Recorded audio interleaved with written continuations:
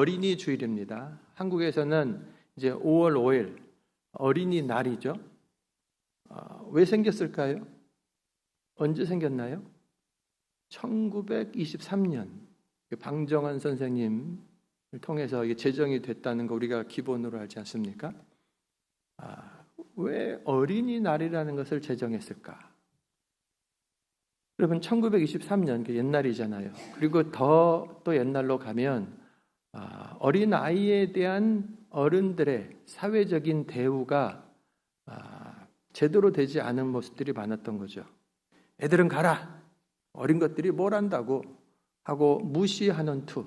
또 아이들은 힘이 없으니까 어른들한테 함부로, 어른들이 함부로 해도 저항도 못하니까 대우받기도 하고, 어린아이 때 가난하면 또 이곳저곳에 끌려가서 일도 하고, 그러다 보니 그 어린아이 때 보호받고 잘 배우고 그래서 성인으로 나와서 사회에 이제 함께 이바지하는 사람이 돼야 되는데, 이 어린아이 때 이것이 무너져 버리면 상처 덩어리, 그리고 나중에 몸은 커요. 어른이 돼버려요.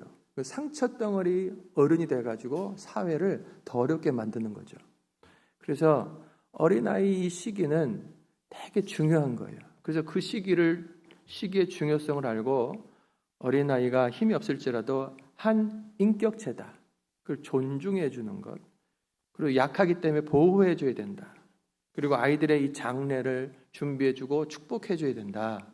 뭐 이런 의미가 담기면서 어린이날이 생기는 거죠. 제가 어제 눌러보니까 전 세계 나라들마다 어린이날이 있습니다.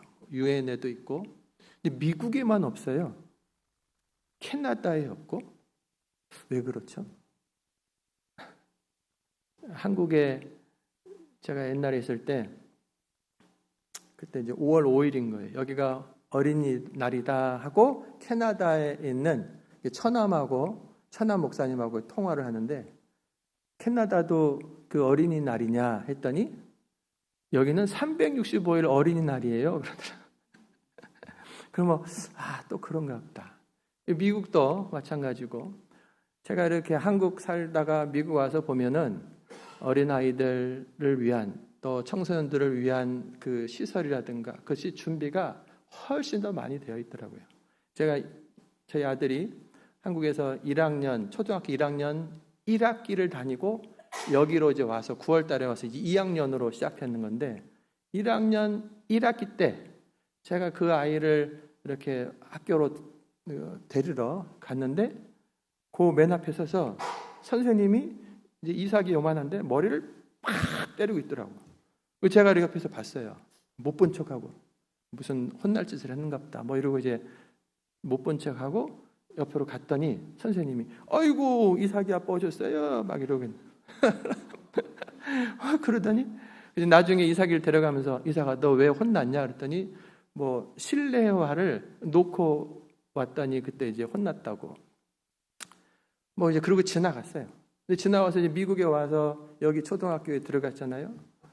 얘는 이제 영어를 한마디도 못하는 애인데 여기 초등학교에 들어가서 어떻게 적응이 되나 했더니 그 한 20명 안 되는 그 클래스에 이제 얘가 들어간 거예요.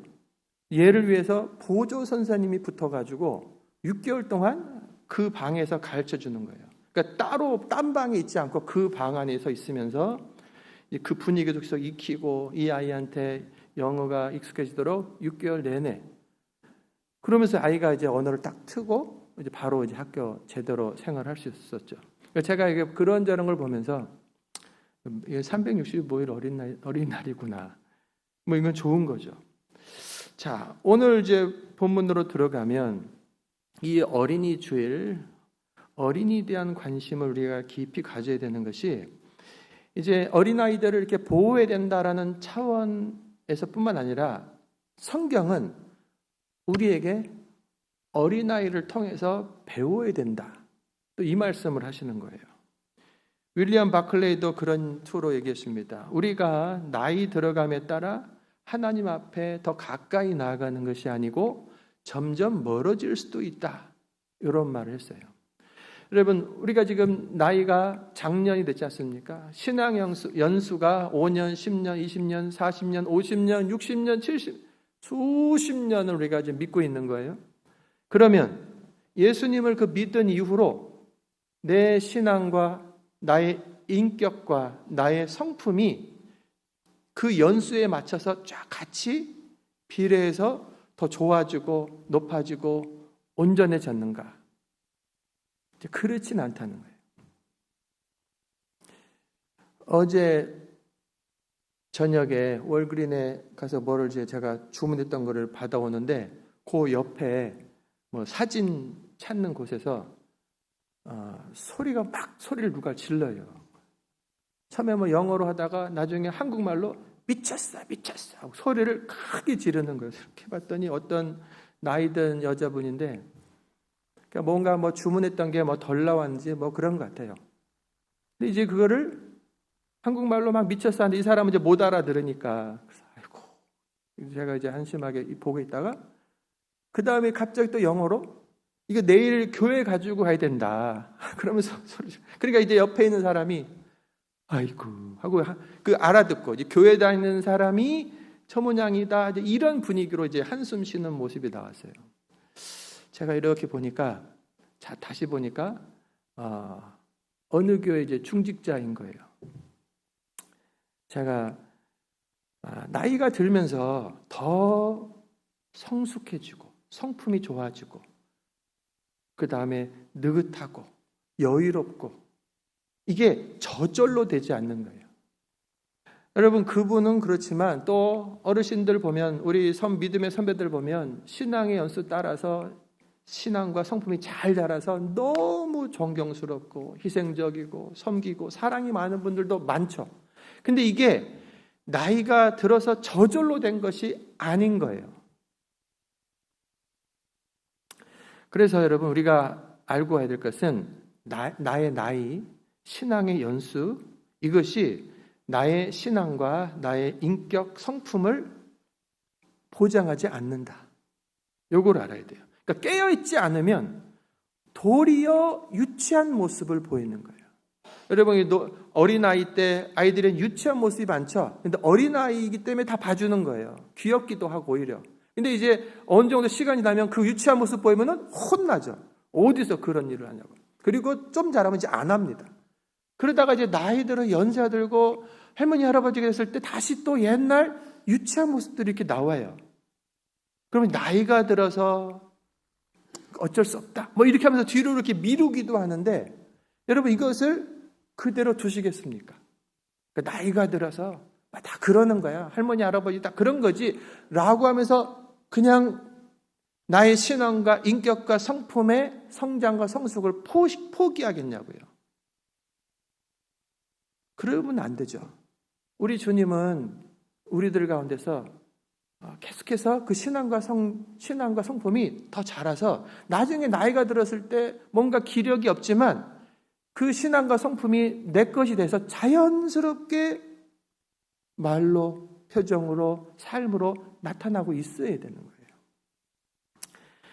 자, 오늘 본문으로 가면 18장에서 제자들의 질문이 나오는데 부끄러운 질문을 합니다. 자, 1절에 그때의 제자들이 예수께 가로되 주님, 천국에서는 누가 큽니까? 누가 더 위에 있는 겁니까? 누가 더 높습니까? 이런 질문을 하는 거예요. 여러분 우리끼리 이렇게 앉아가지고 자 우리 여기 목사님, 장로님, 권사님, 집사님 뭐 성도들이 있는데 여기서 누가 제일 높습니까? 이런 얘기하면 되게 유치하잖아요. 지금 이게 이 질문 자체가 제자들이 그러고 있는 거예요. 자 그러면 이제 그때라고 하죠. 그때 제자들이 이 질문을 한 거예요. 그때는 바로 앞장 17장인 거예요. 17장에 어떤 이야기들이 나오냐면 예수님이 베드로, 야고보, 요한 이 사람들을 데리고 높은 산에 가셔서 변화됩니다. 거룩한 모습으로 변화돼요. 그때 이 자리에 모세와 엘리야가 내려온 거예요. 천국에 있는 사람들이 여기 내려와 있는 거예요. 그러니까 지금 이 자리가 천국 이 한 파트가 돼가지고 너무 신비로운 모습을 이 제자들이 이제 본 거예요.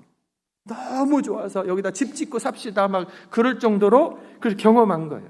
그리고 이제 내려와서 뭐 세금 내는 문제 또 기적도 만나게 되고 보게 되고, 자, 그 베드로, 야고보, 요한이 이제 다른 제자들과 만나면서 제 생각에는 아마 더 자랑을 했던 것 같아요. 야, 내가 대단한 걸 봤다. 여러분, 근데 이 12명의 제자들 안에는 제자들인데 경쟁하고 있어요. 경쟁의식이 있어요.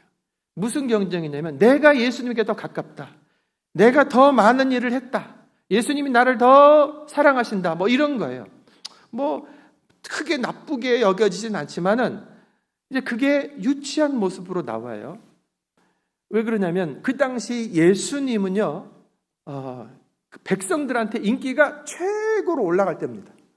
병자들을 고치고 죽은 자를 살리고 귀한 하나님 말씀을 전해주고 용서해주고, 그리고 백성들이 그 구약 성경에서 말씀하셨던 약속했던 구원자 메시아가 이분이다라고 막 사람들이 믿고 기대하면서 자기들식으로 우리들의 왕이 되어달라고 막 추앙하던 그런 때인 거예요. 이때 제자들 마음 안에는 3년 동안 정말로 간신히 그리고 막 제대로 잠잘 때도 없이 예수님 따라다니면서 다녀다가 이제 드디어 예수님이 왕이 되시니까 내가 그 예수님 가장 가까이에 있는 좌의정 우의정 뭐 내가 큰 신하가 되야겠다 뭐 이런 생각들이 거기에 그들 마음 안에 생긴 거예요. 그래서 그때 그런 배경하에서 제자들이 지금 질문을 하는 거예요. 예수님, 천국에서 누가 제일 큽니까? 베드로야, 바로 너다. 이렇게 듣고 싶은 거예요. 여러분, 뭐 이게 남 얘기가 아니고 우리들도 살면서 뭔가 열심을 하고 수고하고 땀 흘리면 그거에 대한 대가, 칭찬도 받고 당연한 거예요, 사실은. 그런데 여러분, 천국에 갔을 때 여러분들이 받을 상급이 뭡니까? 여러분들은 천국에서 얼마나 높은 자리에 있을 거라고 생각을 하십니까? 여러분, 우리 중에서 천국에 가면 누가 제일로 높은 자리에 설까요? 여러분, 이런 여러 가지 생각들, 누가 그래 높은 자리에 서지 않을까? 막 이런 생각들이 들지 않겠어요? 모든 추측, 바램, 논쟁, 이 모든 것들을 꺾어버리는 주님의 말씀을 들으십시오. 예수께서 한 어린아이를 불러 가운데 세우셨어요. 어린아이들을 보라는 거예요. 제자들 입장에서는 아이를 보고 도대체 뭐 하라는 거예요? 애가 뭐 했길래? 꼬마가 뭘 했겠어? 여러분, 그 예수님 당시에 어린아이들은요, 사람 수에 처지지 않았습니다. 성경에서 뭐 5,000명 그러면 남자를 말하는 거예요. 어른 남자. 아이들은 처지지 않습니다. 여자들도 처지지 않습니다. 많은 노인도 처지지 않고 일할 수 있는 이런 거 또는 뭐 구체적으로 어린아이라고 말하지 않는 이상은 그냥 사람 수에는 들어가지 않습니다. 여러분, 아까 말씀드린 대로 옛날 장터에서 장사꾼이 뭘 장사하면 사람들이 쭉 둘러앉아 있잖아요. 둘러서 막 구경할 때, 야, 애들은 가라. 애들은 가. 왜 가라 그래요? 애들은 돈이 없잖아요. 뭐 그냥 괜하게 시끄럽게만 하는 거지. 야, 애들은 가. 결정권이 없기 때문에 그러는 거예요. 그런데 예수님께서 그 제자들, 그런 생각들을 하고 있는 제자들 앞에 어린아이를 딱 세워놓은 거예요. 세워놓고 나서 봐라. 너희가 돌이켜서 이 어린아이들과 같이 되지 아니하면 결단코 천국에 들어가지 못한다. 지금 자기들은 천국에 들어가는 것은 당연한 것이고 천국에 들어가서 얼만큼 높은 곳에 앉는가, 이것이 최고의 관심인 제자들인 거예요. 예수님 말씀은 뒤통수를 딱 치면서 정신 차려라. 너희들이 어린아이 같지 않으면 천국 결단코 못 들어간다. 이게 지금 불신자들한테 한 말이 아니에요. 죄수들한테 한 말이 아니고 자기 제자들한테 지금 하고 계신 말씀이에요. 너희가 돌이키지 않으면, 지금 돌이켜야 되는 거예요. 너희들은 착각하고 있고 잘못 가고 있고 각성해야 된다라고 말씀하죠. 그렇지 않으면 천국은 생각도 말아라. 예수님 이 말씀에 제자들이 긴장하죠. 우리들도 긴장해야 됩니다. 여러분, 이어서 예수님께서 아이를 통해서 천국은 진짜로 누가 들어가는지, 그리고 천국은 어떤 자세로 살아가는 사람들이 들어가는 것인지, 천국 백성은 어떻게 살아가는지, 이런 것들을 가르쳐 주십니다. 첫 번째, 천국은 누가 들어가는가? 어린아이들과 같이 되지 아니하면 결단코 천국에 들어가지 않는다. 여러분, 우리들은 어른이잖아요. 근데 우리들을 향해서 어린아이들과 같이 돼야 된다는 거예요. 그렇지 않으면 결단코 천국에 들어가지 못한다. 여러분, 그러면 천국, 구원, 영생을 얻는 것은 성경에서 뭐라고 가르치셨냐면 구원은 믿음으로 얻는 것이라고 분명히 말씀했어요. 믿음. 예수님을 믿으면 구원을 받는 거예요. 우리들은 예수님을 믿지 않습니까? 그런데 우리들의 그 믿음을 향하여 오늘 예수님은 뭐라고 말씀하냐면 어린아이와 같은 믿음을 가져야 천국에 들어간다는 거예요. 그럼 어린아이의 믿음은 도대체 뭔가? 우리들은 다 믿습니다. 믿는 자들이 여기에 앉아 있는 거예요. 그런데 우리들의 믿음, 나의 믿음이 어린아이의 믿음과 같은가를 지금 생각해 봐야 돼요. 어린아이들은 생각해 보십시오. 부모가 이렇게 말을 할 때 그대로 받습니다. 거짓말하면 거짓말 모른 척 그냥 듣는 거예요. 그런가 보다 하고 듣는 거예요. 그대로 믿습니다. 아이들은 엄마가 음식을 챙겨서 먹이면요, 의심하지 않고 먹어요. 여기다 뭐 탄 거 아니야? 그런 생각하지 않고 그냥 먹어요. 왜? 나를 사랑하는 엄마. 그리고 아빠가 손잡고 가자 그러면 가, 오케이 하고 막 따라가는 거예요. 어디로 가는지도 모르고 아빠 믿고 따라가는 거예요. 어린아이는 부모의 사랑을 믿기 때문에 믿고 무조건 따라갑니다. 예수님께서 우리들에게 하신 말씀, 어린아이의 믿음이라고 하는 것은 바로 하나님 아버지의 사랑을, 그 말씀을 그대로 믿고 받고 먹고 따르는 것, 그것을 말하는 거예요. 천국은요, 하나님 말씀을 그대로 순수하게 믿는 자들이 가는 거예요. 여러분, 성경을 보는데 우리가 의심하고 그 다음에 긴가민가 할 수 있어요. 당연한 겁니다. 그것을 이제 설교로, 성경 공부로 또 물어서 배워가면서 이런 것이구나 하고 설명을 들어가면서 이제 알아가는 것인데, 기본적인 것은 뭐냐면 하나님 말씀을 나를 향한 구원의 말씀, 생명의 말씀으로 알고 그대로 받고 믿는 것, 그것이 바로 구원의 길인 거예요. 여러분, 천국은 아버지 하나님께서 나를 사랑하신다, 그것을 그대로 믿는 자들이 가는 거예요. 하나님이 세상을, 우리들을 이처럼 사랑하사 독생자를 주셨으니 이는 저를 믿는 자마다 멸망치 않고 영생을 얻게 하려 하십니다. 그러니까 하나님께서, 아버지께서 우리들을 사랑하셔서 자기 아들 예수님을 이 땅에 보내어 주신 하나님의 사랑을, 그래서 그분이 나 대신하여 십자가에서 죽어 내 죄값을 치루어 주신 것을 믿고 그분께서 하나님의 능력으로 다시 살아나서 그 새 생명을 가지고 우리들에게 생명을 부어주시는 우리 주님이신 것을 믿고 그분을 영접할 때, 그것이 바로 구원을 얻는 하나님 나라 백성 되는 길인 것입니다. 여러분, 주님, 저는 그것을 믿습니다. 그 고백들을 여러분들이 하고 계신 것을 제가 믿습니다. 어린아이의 이 순수한 믿음을 다시 한번 보세요. 사고를 당한 한 여자아이가 병원에 누워 있어요. 근데 피를 많이 흘려가지고 헌혈이 필요합니다. 근데 아이가 특이한 피예요. 특이한 타입. 가족 중에 봤더니 오빠도 뭐 나이가 많은 아이가 아닌데 오빠가 같은 타입인 거예요. 그래서 부모가 허락하고 얘야 너 내 피로 동생이 이렇게 살 수 있어. 그렇게 하라고 허락을 받고 이제 다 누웠습니다. 누워서 바늘을 꽂은 채 피가 이렇게 전달되고 있는 거예요. 이때 이 오빠, 이 아들이 아빠에게 하는 말이 아빠 이제 나는 언제 죽어요? 아빠가 깜짝 놀라죠. 아니 넌 안 죽어. 왜 그런 생각을 했어? 그랬더니 피를 많이 흘리면 사람이 죽잖아요. 내가 내 동생을 위해서 피를 나눠주고 나는 죽는다고 생각을 했어요.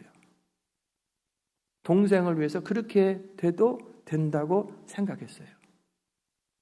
아이의 마음이 너무 순수하죠. 아이는요 진짜로 그대로 한 거예요.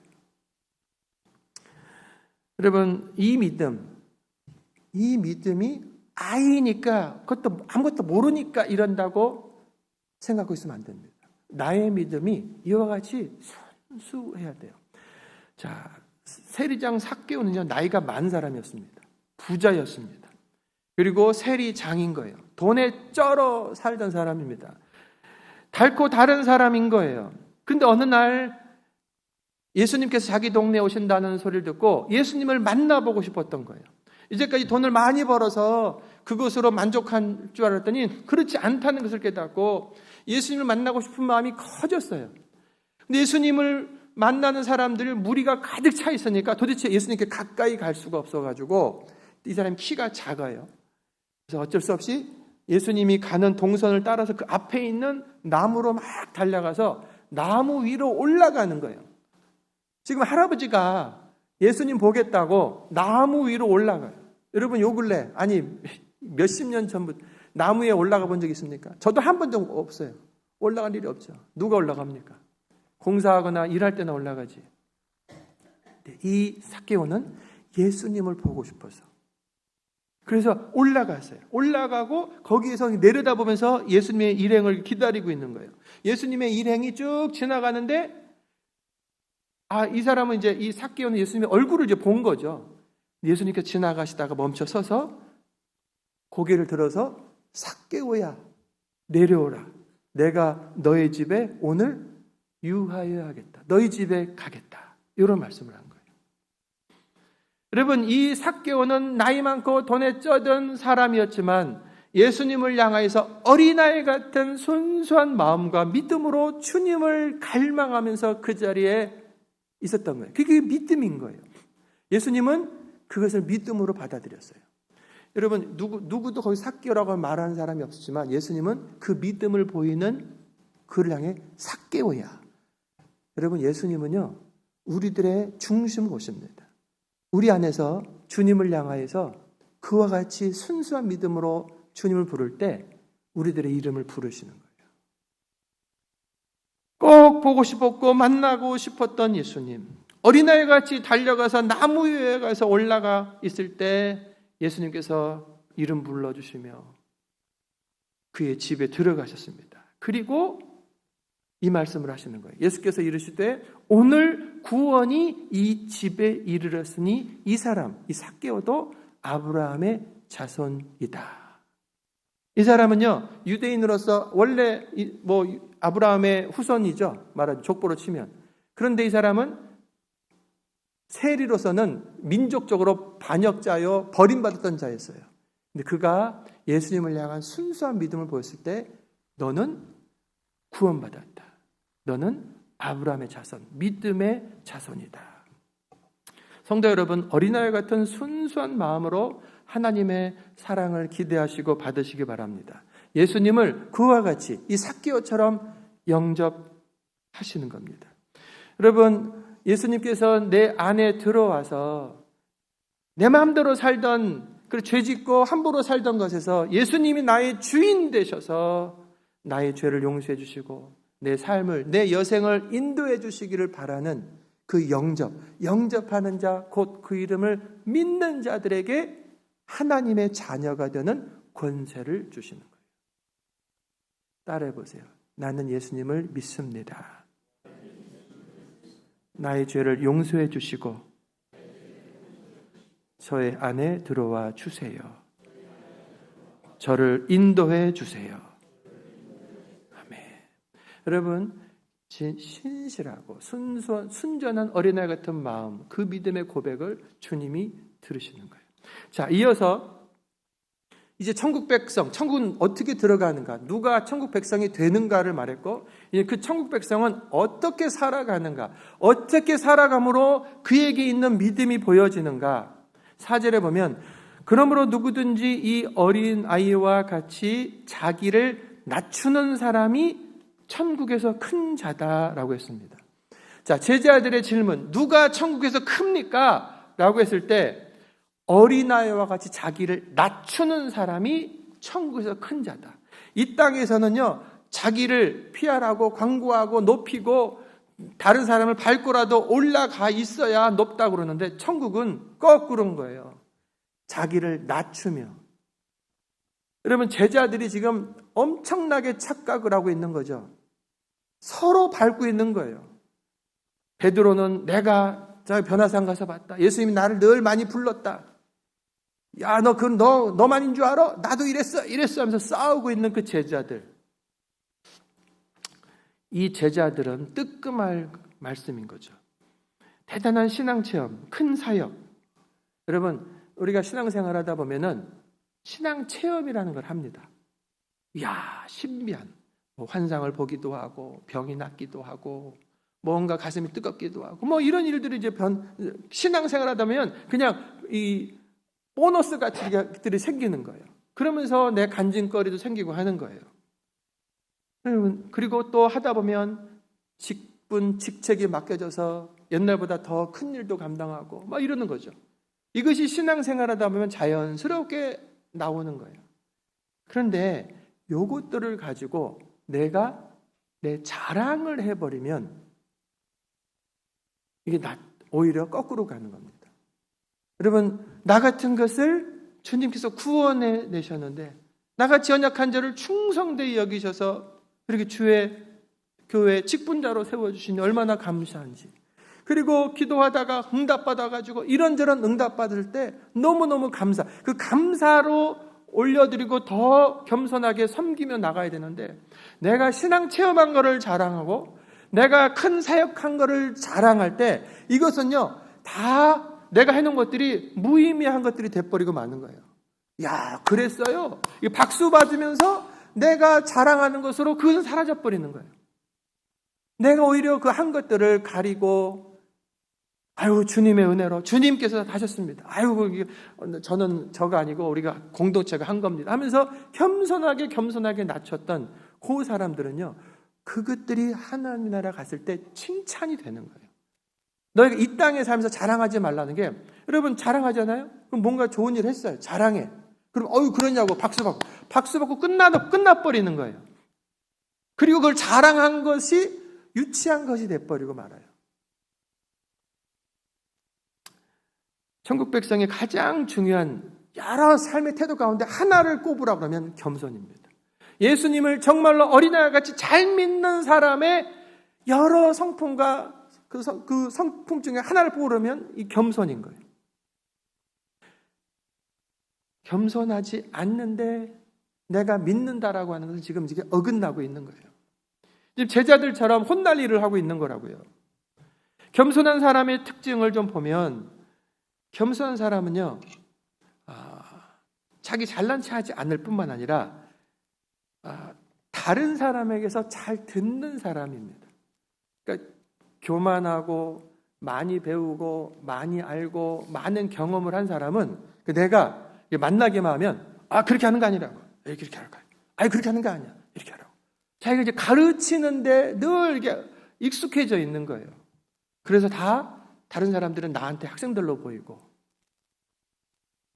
여러분, 어떤 면에서는 그럴 수 있죠. 학교에서 배울 때 말하자면 그거 그렇게 배워야 되는 거죠. 그런데 우리들의 일상 삶에서 주님께서 우리들에게 요구하시는 것은 너희가 많이 선생되지 마라. 예수님이 그렇게 말씀하세요.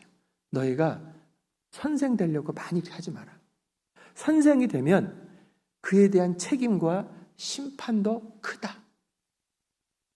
그러니까 우리들에게 뭘 요구하시냐면 잘 듣고 배우고 겸손하게 섬기려고 하는 것을 앞장서라라고 하는 거예요. 여러분, 예수님께서 오셔가지고 말씀을 이게 가르치시잖아요. 그분은 이제 선생으로 오셨고 가르치시는데 이걸 해서 막 지적하면서 이렇게 하지 않으셨습니다. 비유로 이거 어떻게 이해시킬까 하면서 막 섬김의 마음으로 가르치신 거예요. 그리고 말로만 한 것이 아니라 그의 삶으로 보여주면서 진짜 섬기면서 가르쳐 주신 거예요. 그것은 누구를 지적하면서 교만한 모습이 절대로 아니고, 야, 우리들을 정말로 이해하고 사랑하는 마음으로 가르쳐 주시는구나. 그런 모습인 것이고, 우리가 일상생활 속에서 사람들과 만나고 교제할 때, 여러분, 우리들은 뭐를 빠르게 되면 상대방의 말을 듣는데 열심을 내야 돼요. 저를 보세요. 입이 몇 개? 1개. 귀가 몇 개? 2개. 누가 만드셨어요? 하나님이. 여러분, 하나님께서 우리들의 이 얼굴에다가 입을 하나 만드신 것은 한 번 말해라. 귀는 2개 만든 것은 몇 번 들어라? 2번 들어라. 여러분, 이것을 창조주의 뜻을 가만히 생각해 보시라고요. 2 눈을 지으신 것은 많이 보라는 거예요. 눈을 여기다가 하나만 딱 만들 수도 있죠. 여기다 이렇게. 외눈으로 할 수 있잖아요. 근데 하나님이 2 눈으로 해서 더 넓게, 더 많이 보라고 하는 거예요. 귀도 더 좌우로 많은 사람들의 소리를 들으라는 거예요. 그리고 내 입으로 정리된 것 조심해서 말하라는 거예요. 내 입술에 파수꾼을 세워 주십시오라고 기도하면서 조심해서 말하라는 거예요. 그리고 문제는요, 많이 들은 사람, 경청한 사람이 일으키지 않습니다. 많이 말하는 사람들이 항상 문제를 일으키는 거예요. 그래서 겸손의 중요한 모습은 어린아이들은 이건 뭐예요? 질문을 하잖아요. 저건 왜 그래요? 라고 질문하는 것. 그것이 우리들의 태도여야 돼요. 하나님, 이것이 왜 이렇습니까? 목사님, 집사님, 권사님, 장로님, 이거 뭡니까? 하고 배우려고 하는 태도. 그것이 좋은 거예요. 물어보는 것. 근데 많은 어른들은요, 몰라도 아는 채. 이제 신앙연수가 5년이 지날 때까지는 나이 처음이니까 10년이 지나버렸네? 20년이다가 몇십 년 지났는데 사실은 몰라. 이 성경을 펴보질 않았어요. 성경이 지금 어디 있더라? 찾지도 못해. 그러는데 신앙연수는 많이 돼버려가지고 아는 채는 또 하려고 하고. 여러분, 다 쓸데없는 거예요. 내가 이걸 몰라요. 신명기를 찾으려니까 신명기가 어디 있는가? 모를 수 있죠. 내가 안 읽은 거니까. 하나님, 세상에 신앙의 연수가 이렇게 오래됐는데 이거를 내가 이 모양이네요. 용서해 주세요. 하고 다시 성경을 차근차근 읽고 배워가면서 내 거 삼으면 그 사람은 진짜 신앙이 되는 거예요. 근데 쓸데없는 어른 마음 가지고 자존심, 체면 가지고 아는 것처럼, 여러분, 그 아는 것처럼이라는 것이 어디까지 가냐면 예수님을 영접하여 믿는 것처럼까지 갔을 때 큰일이 나버리고 마는 거예요. 천국의 큰 자리가 아니라 들어가지도 못하는 상태에 있으면서 자기가 그냥 아는 체 하다가 버림받는 일들도 벌어지고 마는 거예요. 나는 잘 모릅니다. 여러분, 이건 잘 모르겠다고. 또 알던 건데 내가 잊어버렸다고. 그래서 배우는 사람은요, 그거 배워서 알게 된 거예요. 그 진짜 지혜로운 사람이에요. 어린아이 같이 이건 잘 모르겠는데요. 제가 잊어버렸는데요. 잘한 거예요. 여러분들이 모를 때 저는 절대로 뭐라 하지 않습니다. 그러셨냐고. 성경 공부하다가 어느 권사님이 뭘 말하지만 아이도 아는 것도 모르는 때가 있어요. 그런데 그를 모른다고 말하면요, 아이고 괜찮습니다. 그럴 수도 있지 하면서 그렇게 가르쳐드려요. 여러분, 전도 폭발에 제가 나가서 전도 지방에 있는 사람들하고 막 전도할 때 제가 이제 어느 집에 있는 사람을 이렇게 전도를 한 거예요. 예수님을 영접하시겠습니까? 했더니 영접하겠다고. 따라온 권사님이, 그때 제가 전도사였으니까, 전도사님, 저도 그거 좀 하면 안 되냐고. 알겠다고 하라고. 권사님인데 예수님을 영접한 적이 없어요. 그냥 자라가지고 그냥 어느 날 권사가 돼가지고 예수님을 그냥 안 믿냐 그러면 믿는다고 말할 텐데 영접이라고 하는 말 자체를 제대로 알지 못하고 자기 해본 게 없다는 거예요. 저는 너무 고마웠어요. 깜짝 놀랐다가 생명이 살게 된 거잖아요. 여러분, 배우려고 하는 자세는요, 자기가 사는 거예요. 배우려고 하는 겸손한 사람이 다른 사람을 살리는 거예요. 마르다와 마리아 두 자매가 예수님을 초청해서 마르다 언니는 맛있는 음식을 해드려야지 하고 막 음식을 준비하고, 동생 마리아는 예수님이 이렇게 앉아 계시는 그 자리에 무릎하게 딱 옆에 앉아가지고 예수님이 하시는 말씀을 듣는 거예요. 음식 준비하던 마르다가 화가 났어요. 마르다는 준비하는 일이 많아 마음이 분주한지라 예수께 나아가 이르되, 주님, 내 동생이 나 혼자 일하게 두는 것을 생각하지 않습니까? 그를 명령하사 나를 도와주라고 좀 하십시오. 예수님을 초청해 놓고 이 마르다가, 언니가 지금 이러고 있는 거예요. 화가 나갖고 예수님한테 화를 내는 거예요. 예수님이요, 끝까지 화내지 않습니다. 마르다야, 마르다야, 너가 많은 일로 염려하고 근심하나 몇 가지만 하든지 혹은 한 가지만이라도 족하다. 마리아는 이 좋은 편을 택하였으니 빼앗기지 않는다. 마리아가 택한 것은 뭐냐면, 주님 말씀해 주십시오. 주님 가르쳐 주십시오. 주님 더 알기를 원합니다 하고 그걸 듣는 거예요. 근데 마르다, 일하는 사람 눈에는 게을러 보이는 거예요. 여러분, 마르다의 이 섬김 너무 귀한 겁니다. 너무 귀한 거예요. 그 마르다가 음식 준비하지 않으면 음식 못 먹잖아요. 얼마나 귀한지 몰라요. 그런데 그것보다 근데 주님이 바로 때가 있다는 거예요. 지금은 들어야 될 때, 배워야 될 때 그 자세가 더 중요하다는 거예요. 여러분, 시간이 흘러서 어떻게 됩니까? 예수님이 십자가 끌려가기 전날에, 여러분, 예수님이 제자들과 앉아있는 자리에 이 마리아가 향유, 옥합, 이 값비싼 것 300데나리온, 1년치 연봉이 됩니다. 그 뚜껑을 깨뜨려가지고 예수님에게 향유를 부어드리는 거예요. 깜짝 놀랐어요. 300데나리온 팔아서 가난한 자들 나눠주면 얼마나 좋았겠냐 하고 동계산자라는 이 가룟 유다가 말을 합니다. 그때 예수님이 하신 말씀, 가만히 둬라. 이 마리아는 힘을 다하여 나의 몸에 향유를 부어 나의 장례를 미리 준비하였다. 제자들에게 예수님께서 3번, 4번 내가 예루살렘에 가면 내가 대제사장 사람들에게 붙들려가지고 고초를 당하고 십자가에 죽는다. 그리고 부활한다. 이 말씀을 미리 하셨다고요. 제자들이 왜 죽습니까? 어떻게 부활해요? 그러니까 십자가도 부활도 안 믿었어요. 예수님이 반복하여 말씀했어도 그들은 듣지 않는 거예요. 그런데 이 마리아는요, 어떤 말씀이든지 그걸 듣고 있는 거예요.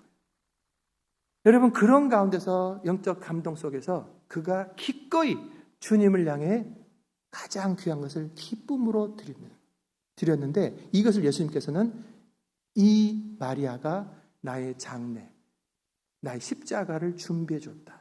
너무 고맙다. 내가 진실로 너희에게, 제자들에게 이르노니 온 천하에 어디서든지 복음이 전파되는 곳에는 이 여자가 행한 일도 말하여 그를 기억하리라. 이 마리아의 행한 일을 기억할 것이다. 복음 전파되는 것마다 이 여자가 한 일이 얼마나 소중한 것인지. 그러니까 이 여자가 행한 일이 뭐예요? 예수님의 십자가의 죽음, 장례를 준비한 거예요. 예수님의 십자가 죽음을 받아들이는 것을 말하는 겁니다. 엄청난 헌신. 그것은 어디서 나왔냐면, 예수님 말씀해 주세요. 겸손하게 듣는 자세에서 예수님의 죽음의 소리에 대해서 이해할 수 없죠. 어떻게 죽는가. 하지만 주님의 말씀이기 때문에 또 그것을 받아들이고 그가 할 수 있는 것으로 준비하였던 것입니다. 그러므로 겸손이라고 하는 것은 내가 많이 말하는 것이 아니에요. 말을 할 때 해야 되는 자리라고 한다면, 입장이라고 한다면 그것을 겸손하게 해야 돼요. 섬김으로 해야 돼요. 온유하게 해야 되는 거예요. 그리고 대부분의 많은 시간은 들으려고 해야 됩니다. 말씀을 듣고 그리고 사람들에게 묻고 그것을 기다려 듣고, 어쩌면 내가 이 사람의 말에 줄기를 알겠어요. 대충 이런 말 하겠구나. 됐고 하면서 말을 끊어가면서 하는 것이 결코 아니에요. 교만한 거예요. 이 사람이 말할 때 답답해도 좀 들어주고 했을 때 그 사람은요, 나를 존경합니다. 내 말을 들어주는 분이시다. 그래서 여러분, 주님께서 우리들의 말을 연약하고 부족하고 혹가는 잘못 구하는 것까지도 주님은 다 귀담아 듣고 계시다. 마지막 5절, 또 누구든지 내 이름으로 이런 어린아이 하나를 영접하면 곧 나를 영접하는 것이다. 여러분, 겸손하게 사는 것과 함께 어린아이와 같이 약한 자들을 섬기며 살아가는 것이 천국 백성의 삶인 것입니다. 여러분, 어린아이들을 귀하게 여기시길 바랍니다. 그것과 함께 어린아이와 같이 약한 자들, 돈이 없고 병이 들어있고 신분의 문제도 있고 또 여러 가지 어려움 가운데 있는 분들, 우리도 겪기도 하고 내 자신이 겪기도 하고 막 서로 우리가 있는 거 아니에요, 이민자들 안에. 그때 우리가 약한 그것을, 그 아픔을 내 아픔으로 알고 도와주고 중보기도 해주고 함께 해주고. 미국 일리노이주의 다브라고 하는 교회학교 교사가 아이들 길거리 이제 교회를 가다가 4명 아이를 딱 전도했습니다. 데려가서 이 아이들을 정성으로 가르쳤어요. 그리고 시간이 이제 수십 년 지났습니다. 1932년 교회학교 그 교사의 생일날 가르쳤던 그 4명의 아이들이 이제 다 자라서 편지가 이제 이 선생님에게 온 거예요. 한 통은 중국의 선교사로부터, 그 제자가 그 중국 선교사가 된 거예요. 다른 한 통은 연방 정부의 은행 총재로부터, 세 번째는 대통령 비서관으로부터, 그리고 마지막 것은 31대 대통령 할버트 후버. 이 4명이 바로 그 학생들이었던 거예요. 그 학생들이 선생님을 생각하면서 편지를 보냈던. 여러분, 길거리에 코 올리게 될 얘네들이 뭘 할 줄 알겠는가 지나가지 않고 한 영혼으로 보여서 그 영혼들을 가장 귀한 예수님의 십자가의 은혜와 사랑을 전해서 그들을 사랑해주고 사랑해주면서 정성을 다했더니 이 아이들은 장성에서도 그 할머니가 되어 있는 선생님을 절대로 잊지 않고 감사했던 것이죠. 여러분, 이것이 바로 천국인 거예요. 하나님 나라에서 일어날 일들은 바로 이렇게 겸손한 자들에게, 그리고 약한 자들을 섬기는 자들에게 주어지는 축복, 선물이 되는 것입니다. 우리가 그와 같이 살기를 주의 이름으로 축원합니다. 우리 기도하겠습니다. 말씀 생각하면서 오늘 어린이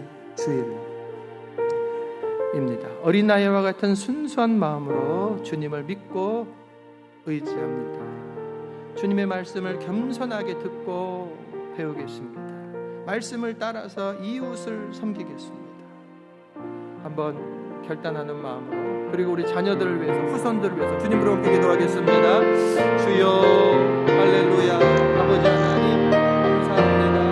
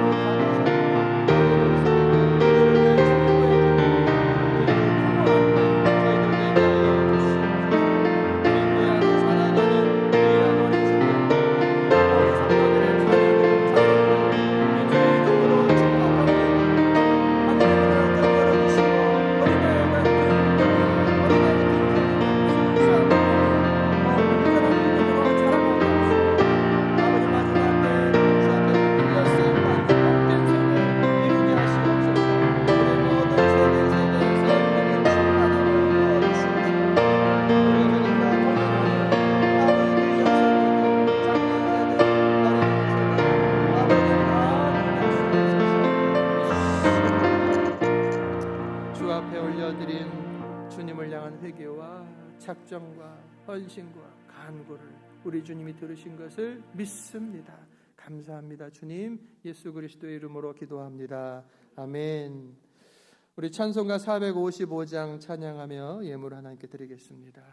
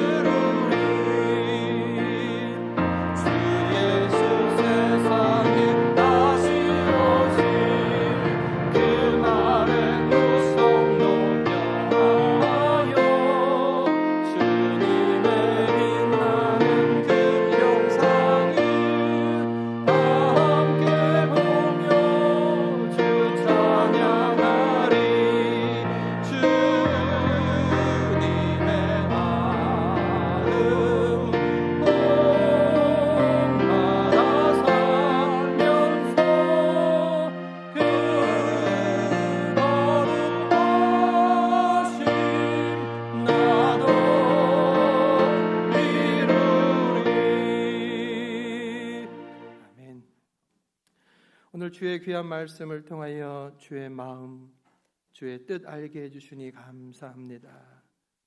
신앙생활 한다 하면서 헛되이 시간 보내지 않게 하시고 예수님 꼭 닮은 모습으로 겸손하게 제자애들의 발 앞에 무릎 꿇어 그들의 더러운 발을 씻어 주셨던 예수님처럼 겸손히 섬기는 자리, 겸손히 듣는 자리, 늘 그 자리에 앞장서는 저희들 되겠습니다. 작정합니다. 우리 사랑하는 성도들 기도를 들으시고 주님 꼭 닮은 모습으로 여생 살아가도록 도와주시옵소서. 주 앞에 감사하며 귀한 예물을 올려드립니다. 주님을 향한 사랑과 정성과 하나님의 나라를 향한 헌신으로 드리오니 기쁘시게 받아 주옵시고 쓰임받는 곳곳에 생명들이 더욱더 풍성하게 나타나도록 도와주시옵시고 또한 드린 손길마다 저들의 수고하며 땀 흘리는 현장에 복에 복을 더하여 주시옵소서. 영육 혼으로 강건함 부어주시기를 간절히 원합니다. 이 땅 열악한 곳에서 살아가면서 또한 연약한 중에 지내는 중에 주님 앞에 그럼에도 불구하고 나온 사랑하는 성도들을 거저 보내지 마시고 영혼 몸으로 온전하기를 원하시는 주여 이 시간 주님의 능력으로 생기를 더하시고 강건하게 하시고 총명하게 하시고 다시 한번 주님이신 은사들이 부릴듯 하도록 역사하여 주시옵소서. 기도의 제목들을 주님 앞에 내려놓습니다. 십자가에서 죽으실 때 우리들의 모든 죄의 문제뿐만 아니라 인생의 모든 문제를 다 담당하신 우리 주님 앞에 나의 기도의 제목을 올려드리오니 주님 받아 주시옵소서. 주님 응답하시고 역사하여 주시옵소서. 한 주간 살아갑니다. 예수님 꼭 닮은 표정, 말, 성품, 예수님 꼭 닮은 겸손한 모습으로 살기를 원하오니 성령님 충만하게 임하여 주시옵소서. 이제는 우리 주 예수 그리스도의 은혜와 아버지 하나님의 그 크신 사랑과 성령의 감화 감동 역사 충만하신 은혜가 예수님 따라 어린아이와 같이 겸손함으로 섬기며 살겠다고 작정하며 일어서는 저희들 머리 위에 이제로부터 영원토록 함께 하시기를 간절히 축원하옵나이다. 아멘.